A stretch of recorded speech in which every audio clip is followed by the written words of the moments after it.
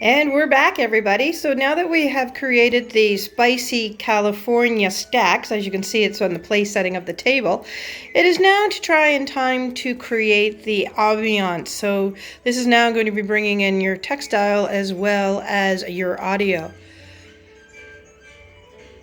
In the background, you can hear some traditional Japanese music that I found quite easily on Spotify. If you look in the credits, you will be able to find the listing of, and on your cheat sheets as well, you'll find the listing of where these songs are. Currently, right now, we're listening to Geisha, as you can see off in the back. Yes, that is a actual kimono. I picked that up actually in Gion, Japan, on my 47th birthday. I had the pleasure of being there for my 47th birthday. I'm not telling you how many years ago that was.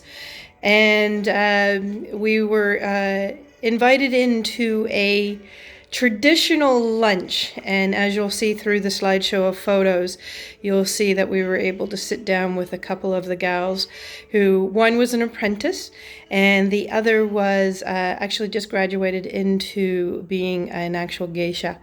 So we learned a great deal from these fine ladies. Like anybody else in 1992-ish, kind of give or take, the book Memoirs of a Geisha were definitely on the reading to read list. Sorry. So that's why I just kind of thought I'd bring that out.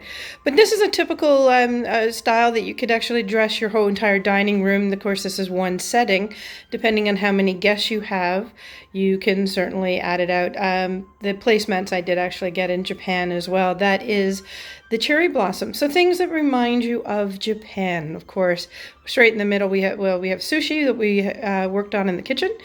Straight ahead of us, we have sake. I have a cold sake here. You can get variations of different types of sake. If you're looking to buy sake, get a good one. It is kind of similar to white wine. If it's a cheap blend, it is not very nice on the palate. But if you have one with a little bit of a age to it, it will turn out quite nicely. You can get it in hot sake as well as cold sake. What is fun as well to do is a flight. Do a flight of sakes. There's different grades of sweetness as well as potency that you can definitely play with. The LCBO in here in Toronto, you can certainly go in and talk to the gals, the staff there, and they'll help you through it. We will also be serving later some nice Japanese tea if you want to get that. This is not a traditional Japanese pot, I have to say, as a traditional Japanese pot tends to have a kind of a cable wire handle, and they're a little bit more of a boxier format or shape to them. Chopsticks, of course, the little fish that you see, that's the chopstick rest, as you can have. Now, one thing that Japan is known for, and I love it, is the way they do it. It's not so much as sending them off into the air, but they actually let them go on the river, which is the yellow bag with a candle glowing in the background there. These are the glowing lanterns that they do, and this is in memory of ancestors that are no longer with us. So they will pay homage to their ancestor, say a prayer, and then light the candle, put them in the bag, set them off down the river, and let the ancient soul go with. The backdrop there as well is Yellow Mountain, very popular mountain scheme that is in the Japan Highlands. Also, something really kind of fun if you're looking for some how-to little things to do. I made my own cherry blossoms because cherry blossoms, of course, don't come into play until March.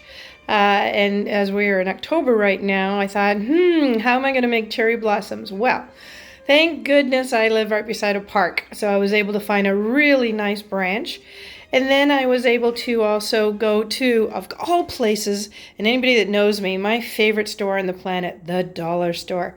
And I picked up a strand of pink flowers that resembled quite closely to a cherry blossom. And then I proceeded to make my own cherry blossom branch. And that can be your centerpiece as you can work around it.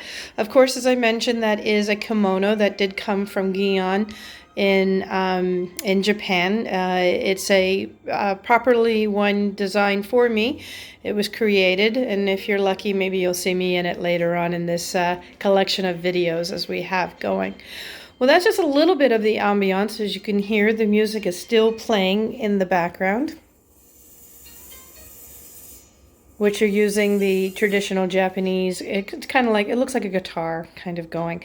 Now, the collection that I found is a little bit more soothing than some of the ones that you can find out there. But I think this one would work very nicely to go with your dinner party as well.